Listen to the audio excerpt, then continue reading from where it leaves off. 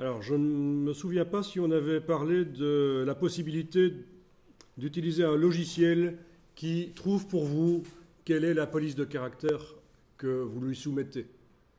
Ça, c'est intéressant. Ben alors, vous pouvez tester, on va faire le test parce que c'est super intéressant, parce que tout le monde n'est pas typographe. Moi y compris, je ne suis pas typographe, même si j'ai des notions de typographie et que je dois encore les développer beaucoup. Dans Google, vous pouvez taper éventuellement Vintage Ad. Le tout est d'arriver à trouver une image qui montre un caractère. Ah tiens.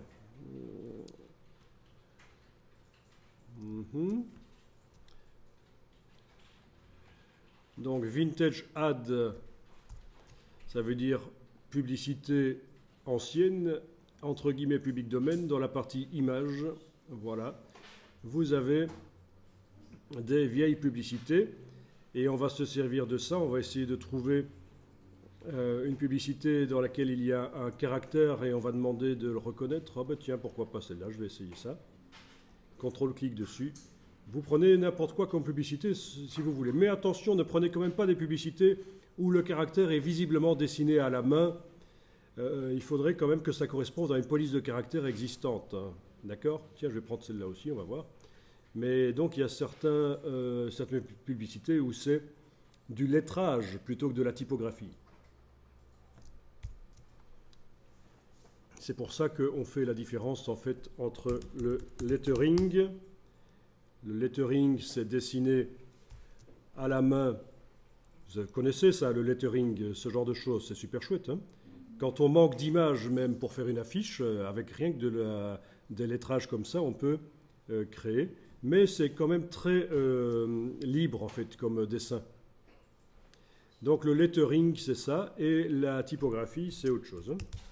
Là la typographie on va plutôt utiliser des polices existantes. Voilà. Mais voilà un boulot fait avec de la typographie, pourquoi pas. Sachez qu'il y a des logiciels qui vous feront ça tout seul en fait. Hein. Ce genre de dessin.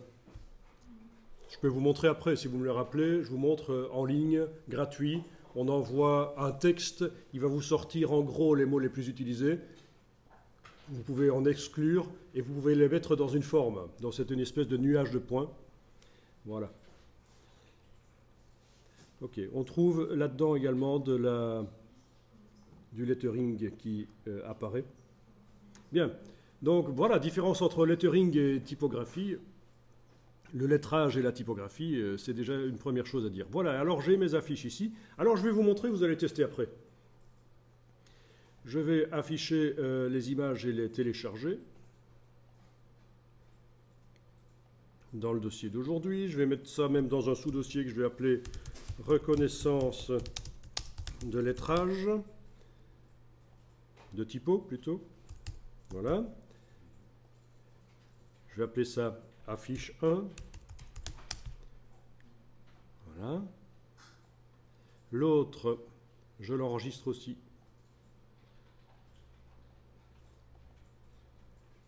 Dans un dossier que je vais appeler affiche 2. Donc ceci, vous n'êtes pas obligé de le faire en même temps, vous pouvez regarder. Et dans Photoshop, je vais devoir recadrer la partie de typo qui m'intéresse. Donc ce que je suis en train de vous montrer ici, c'est que si vous vous baladez en rue et vous voyez une affiche qui vous plaît, avec une typo qui vous plaît, vous voulez la réutiliser chez vous, il va falloir la photographier et puis vous allez faire ce que je vais faire ici, vous allez isoler la typo et l'envoyer sur un site qui va vous dire quel caractère c'est. Ok, je vous montre, vous allez tester ça après. J'ouvre donc mon dossier reconnaissance typo, je vais ouvrir dans le dossier affiche 1. Ah tiens, je me suis gouré au niveau des noms, je vais changer ça, c'est malin. J'ai fait n'importe quoi. Affiche, on avait dit.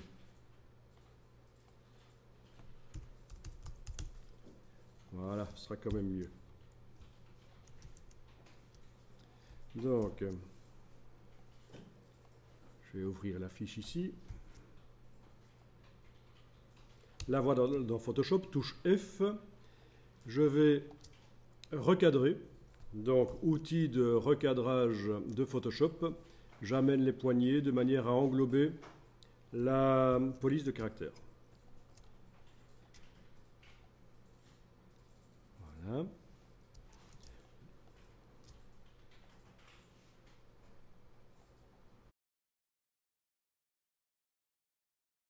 Et alors, je vais enregistrer ça au format Photoshop. Mais pour l'envoyer sur le web, je dois également faire une version dans un format compatible web. Donc je fais fichier enregistrer sous et je vais l'enregistrer en JPEG.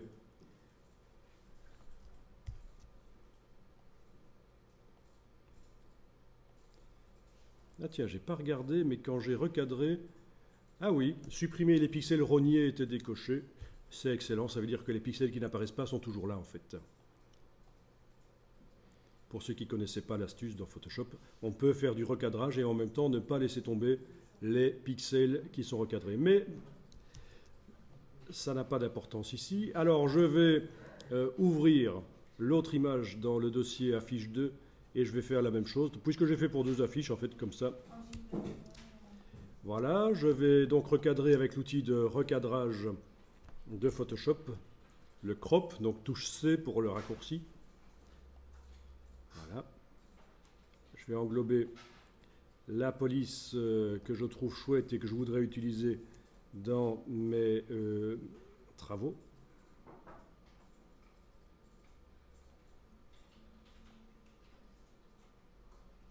Ok.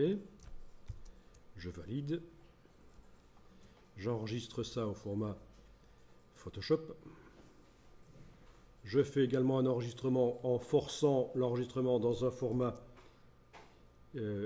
compatible web, donc notamment le JPEG. Ah oui. Tiens, tout à l'heure, il avait bien voulu... Ok. Ou j'avais écrasé. Je ne me souviens plus. Et alors, je vais aller sur le web, utiliser un service en ligne qui est gratuit, mais ils ne sont pas stupides. Hein. Ils vont vous proposer, une fois qu'ils auront trouvé la police qui vous intéresse, ils vont vous proposer des polices payantes, en fait. Bon, ben, libre à vous d'essayer de les trouver gratuitement. Ok. Donc, je vous montre, sur le web, je vais rechercher what the font. What the font. C'est évidemment un jeu de mots. Et ça fait partie du site myfonts, voilà. myfonts.com/whatthefont. À partir de là, je vais dire que je vais uploader un fichier, parcourir.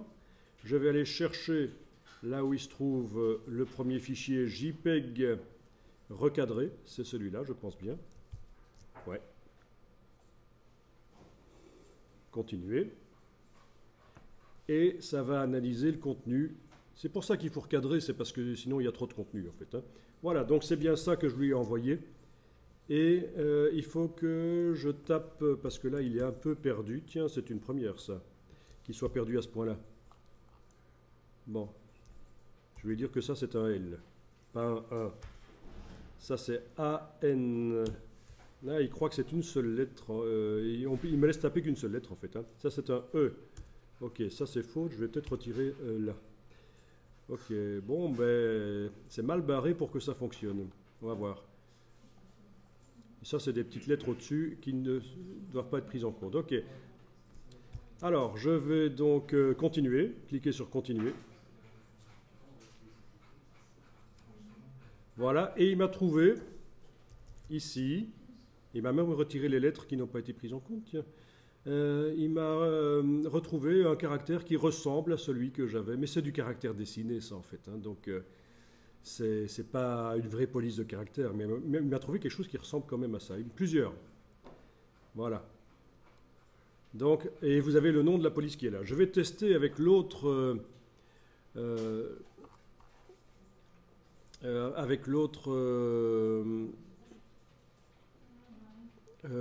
affiche.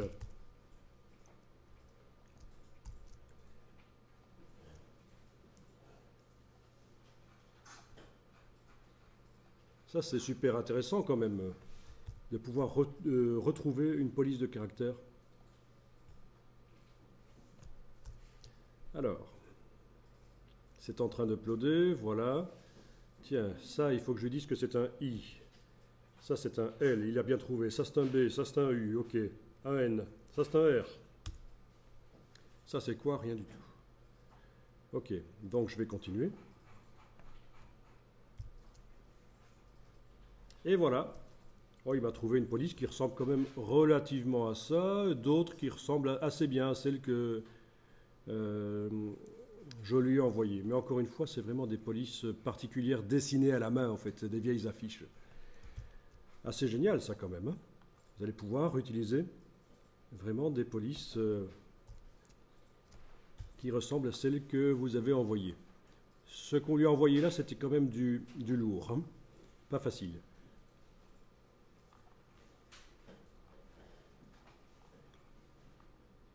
Ah, il y en a même une qui ressemble à un truc dessiné à la main. Donc chaque fois, le nom de la police, et quand vous cliquez sur le nom, et il va certainement vous dire qu'il faut la payer, voilà, 54,99 € pour cette police-là. Évidemment, ça coûte, hein, ça coûte. Maintenant, ceux qui ont la Creative Cloud ont accès à des milliers de polices, et vous pouvez en installer 100 maximum en même temps, et qui sont accessibles par tous vos logiciels. C'est ce qu'on appelle le système Typekit. Mais il faut avoir évidemment une licence Creative Cloud. Ok, ça c'était donc intéressant. Comment trouver le nom d'une police il vous met plein de variantes, à vous de voir laquelle ressemble plus à celle que vous vouliez. Avez-vous des questions là-dessus ?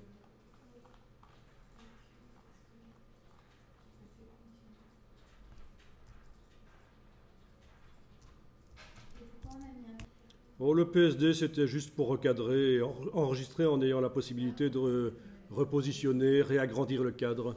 C'était juste ça. C'est le JPEG qu'on a envoyé.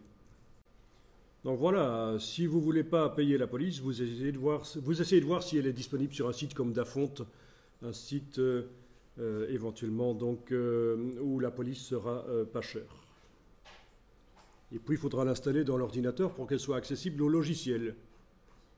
Parce que les logiciels Adobe peuvent utiliser des polices installées dans l'ordinateur et on n'est pas limité qu'aux polices Adobe via le système Typekit.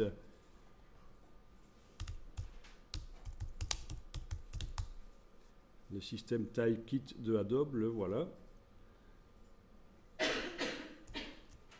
Okay. On y accède par les logiciels aussi, évidemment. Et ça vous propose des polices pour l'impression et aussi pour le web, pour faire des sites web avec des polices différentes que celles habituellement utilisées.